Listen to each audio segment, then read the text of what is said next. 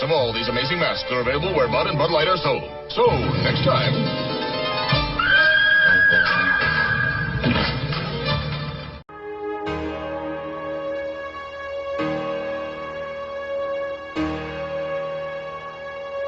It's time for more Monster Madness. Now, it'll be alright. When it comes to the 80s slasher, most people think of easy-to-watch, straightforward, and fun movies full of teens getting hacked to death. But, in the world of Maniac, all of these qualities are hard to fathom. The movie tells the story of a crazed serial killer stalking the streets of New York in a distinctly sleazy, low-budget way. Let's go to the slasher scale to talk about it. The plot of the film is pretty straightforward. The killer, a psychopath who was abused as a child, commits a series of brutal, sexually motivated killings until he meets a photographer, who just might be the key to his salvation. But, of course, his insanity gets in the way and things go south. The narrative isn't really the dominant part of the movie, though, as it's more about character and atmosphere, as well as shockingly brutal murder scenes. In fact, the plot doesn't really get moving until about halfway through the movie.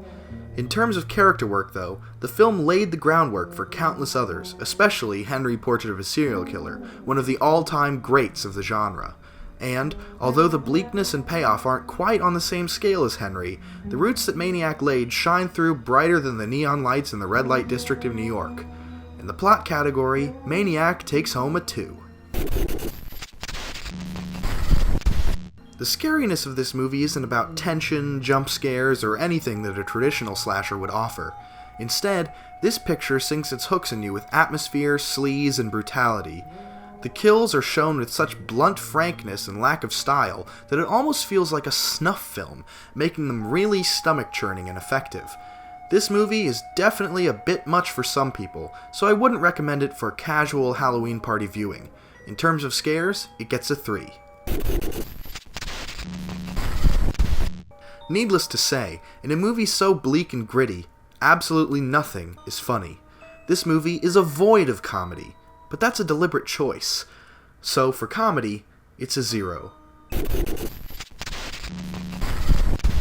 In terms of kills though, it really delivers. The fantastic Tom Savini did the special effects of the film, and every bloody, brutal kill shows off his signature for cheap, effective, and believable effects. Scalps are cut off of women's heads, people are stabbed and sliced and butchered, and every time it feels visceral and real. And, to cap it all off, Tom Savini destroys a dummy and a car interior with one of the greatest head explosions in cinematic history. So, if you're really into kills and gore, this movie will definitely please you. In the kills department, Maniac gets a 5. In terms of craft, there's a lot to say about this movie. The low-budget sleaze of this movie is clear from the very first shot of the film. The grainy, 70s grindhouse film stock feels ridiculously out of date and off-trend for 1980, but this cheap, gritty, low-color film brings the same kind of grainy verite that was seen in the Texas Chainsaw Massacre. Every aspect of the film seems tailor-made for the low budget, down to setting, casting, and premise. The lead actor isn't a charismatic or good-looking Dexter type, but instead a gross, creepy character actor that delivers a supremely weird and believable performance. Real porn actresses were hired to play prostitutes and victims, making the sexually motivated kills feel even more authentic. And, in terms of writing, the filmmakers have crafted a protagonist who's understandable and interesting despite being absolutely repulsive. So for craft, I'm giving it a respectable 3. So let's look at the final tally. With all the scores added together, Maniac gets a 13 out of 25. So if you're up for a bleak, gritty B-movie that can best be described as Taxi Driver meets Psycho, give Maniac a watch.